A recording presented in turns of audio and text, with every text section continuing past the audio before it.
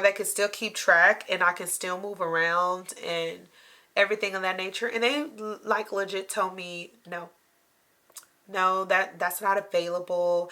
We don't have that.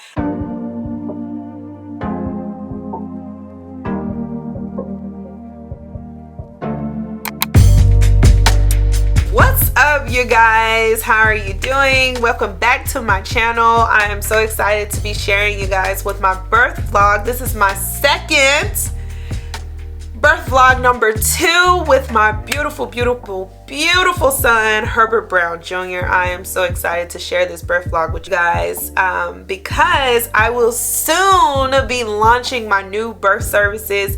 My plan is to start accepting clients starting as of March 1st, and I am super duper excited.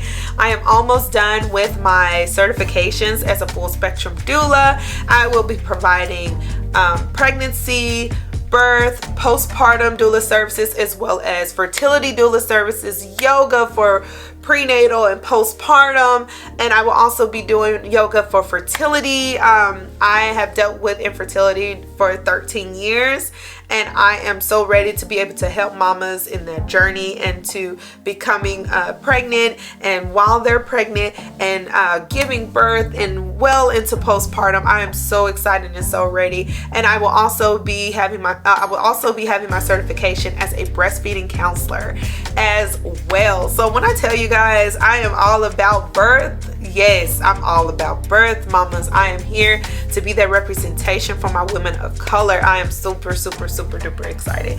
All right, so let's get into it with the birth of my son. So I gave birth to my son on October 30th, 2019. And the beginning of his birth was so funny. It was, oh my goodness, you guys, it was hilarious. So at this time, during the day, I was running some errands, took the kiddos to, we went to CC's. My daughter kept asking for CC's pizza, so we went to CC's. And before that, before we went to CC's, I had went to a hotel to drop off some items for a family that lost everything in a fire. And I went by and just dropped some items to them. And it was a woman and like 2 or 3 of her babies and her grandmother. And how I got connected with them is because one of my best friends, she reached out to me and she was like, anything that you can give or any resources that you know of, please can you help them? I said, of course. So I went to a local church, grabbed some items that I knew I could grab some items for them from, and then took them to them at that hotel. And her grandmother looked at me and she was like, baby, you know those old school, I love them. She was like, baby. I said, yes, ma'am. She said, you need to go home. I said, huh? She said, baby, you need to go home because you finna have this baby. I said, I got a little bit more time. She said, no, go home, sweetheart. You about to have this baby. I said, yes, ma'am. I said, we're going to go, when we leave here, we're going to grab something to eat and then we're going straight home. She said, go home. You about to have this baby. I was like, okay, yes, ma'am. So we left, went to CC's literally right down the street, and then came on home. And I was leaning over the bed. We had a really high, our bed was really high, up high at that time. And so I was just leaning and just rocking. I wasn't in pain or anything. I was just leaning and rocking and texting. And then next thing you know, it whoosh. I said, oh snap. I said, my water broke.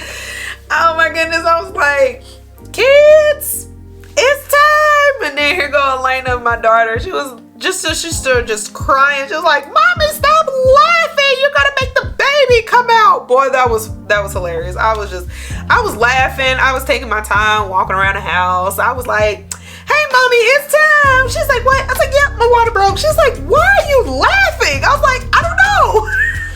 I was like, I don't know.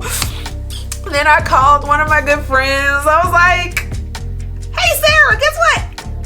It's time. She's like, girl, why are you laughing? I was like, I don't know. I was just excited. I was just like, I'm calm, I'm cool, whatever. It's whatever, you know? I'm good. So I called my husband Could not get a hold of him. I'm just calling him and calling him and calling him, and he didn't answer the phone. And when he finally answered the phone, because he went to church, he was at the church, and he was actually finna get ready for rehearsal because my husband and I are part of the worship team.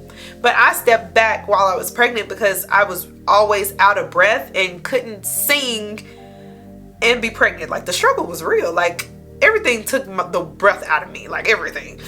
And so my husband, he was at rehearsal, and he was like, girl, why is you calling me? You know I have to rehearse. I said, baby, it's time. He said, all I heard in the background, all I heard over the phone was, hey, y'all, I gotta go, it's time. And I heard everybody was like, ah! And all I heard was the tires spinning. Tires spinning in the parking lot. Keep in mind, it was raining. And all I heard was, I said, oh my goodness. And he just hung up the phone, and we only lived probably about 5 minutes, maybe 7 minutes away from the church. It was so funny. He hurried up, got here, got the kids in the car, and I'm saying kids because we did adopt 2 children, but we'll get into that at another time. I've been wanting to share that, that experience and just help adoptive parents in that journey that has adopted through foster care and older children at that, but I'll get into that in another video. But got the kids in the car, and my husband just sped off to the hospital because this is his first baby. This is his first experience as being a dad, a biological dad, and going through that birthing experience, pregnancy, birthing experience, and everything of that nature. And we were 45 minutes away from the hospital, and the whole time I'm just in the passenger seat like, it's time. Oh my gosh. And at that time I knew more about giving birth. I knew more about, I was educating myself because at that time we could not afford a doula. I could not afford those services. I had just stopped working. Even though I was on leave, that was a terrible, terrible experience being pregnant with my son. At the job that I was at, it was a very toxic environment, very, very toxic. I had to leave. My doctors put me on leave. Like, it was bad. It was bad. And so being on leave and not going to be working afterwards, like, we just couldn't afford a doula at the time. So, but I had been educating myself, really studying more about pregnancy and giving birth and things of that nature. Get to the hospital, they have to do the check and make sure your water did indeed break and make sure it's clear and things of that nature. So we get in, everything was looking good to go, and I said, I really, really, really want to have a natural birth. I want to move around and do it. Like, I voiced what I wanted. I want to move around. I want to be walking. I want to do this, that, and other. Well, you're not going to be able to do that because we need to monitor you. Excuse me? Yeah, we need to monitor you, and you won't be able to have a water birth because you had a previous C-section, so you won't be able to have that water birth. I said, this is the reason why I came here in the first place, because 1, you all knew my history way before I got here. 2, why can't I walk? Like, I requested the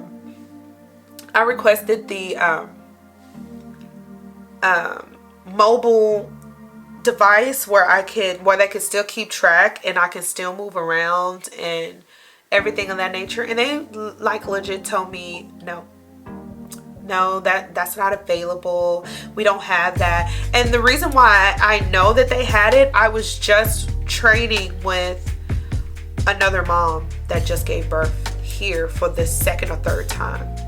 And that's the only reason why I chose this place and went to those specific midwives. Like, I was so pissed, but what can I do? I'm already in labor, already like at the hospital. Like, it really infuriated me that I was denied being able to move around. I was denied all of my wishes. Like, I couldn't have my water birth. I couldn't get in the tub. I couldn't do absolutely anything that I wanted to do, and it just broke me. At that point, I was broken. I was like, are you kidding me? Like, that's the only reason why I came out here in the first place, was because I was going to have the birth that I wanted. I told you what I wanted and you just ignored me. I was furious. So they gave me a balloon. That's like the most natural thing to help me, you know, dilate, because they wouldn't let me get up and move around and let my body and gravity do the work. So they gave me a balloon and I made it to about 5 centimeters, and then they wanted to give me Pitocin. And if you know anything about Pitocin, with a woman that has had a previous C-section, that could be catastrophic. But I didn't understand how that could be catastrophic until after the fact.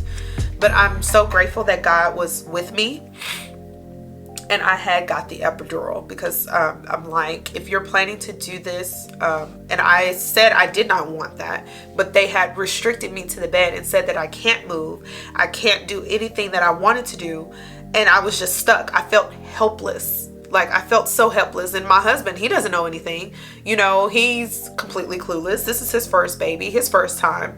So it was just, it was so hurtful. So I felt trapped. I felt stuck, very stuck. I got an epidural, and thank God that I got the epidural, and I started having complications to where they just needed to go ahead and do a C-section. My son's heart rate continuously dropped on every contraction, and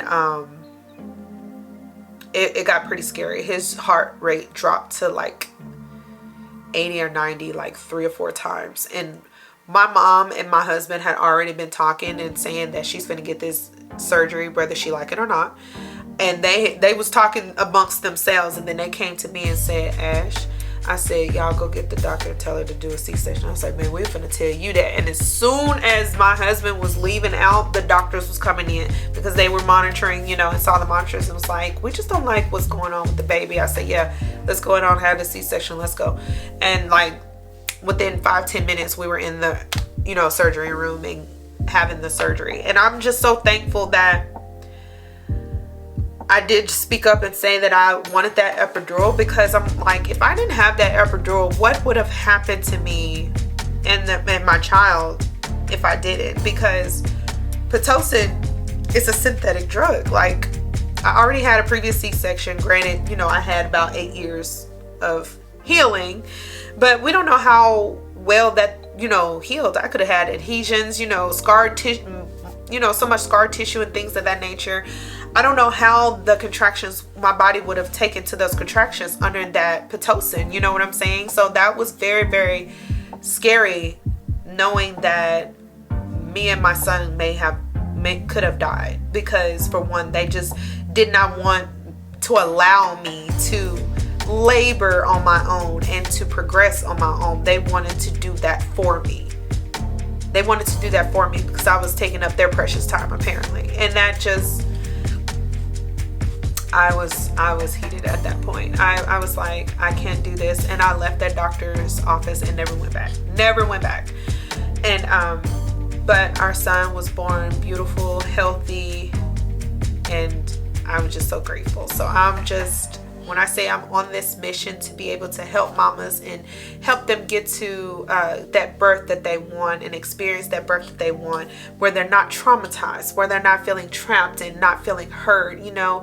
And I want mamas to, especially when women of color, mamas of color, to be able to know that they are safe. And I just want to be able to have that sounding board and just be that support for mamas, so they don't have to experience and feel that trauma of and negativity of a horrible birth, of not feeling heard, not feeling like they are cared for, and not feeling like they matter. So my goal is to just be that support that both the mama and the spouse or partner needs at that time of giving birth to their beautiful baby. All right, guys, so that is all for my birth vlog number 2 with my beautiful son, Herbert Jr. And I am so grateful that you guys have stopped by to enjoy my videos. If you have been enjoying my videos and you have not subscribed already, please go ahead and subscribe. You would not regret it. Just go ahead and subscribe. I promise you won't regret it. I promise you won't regret it. But thank you guys for tuning in. Until next time, I'll see you guys later.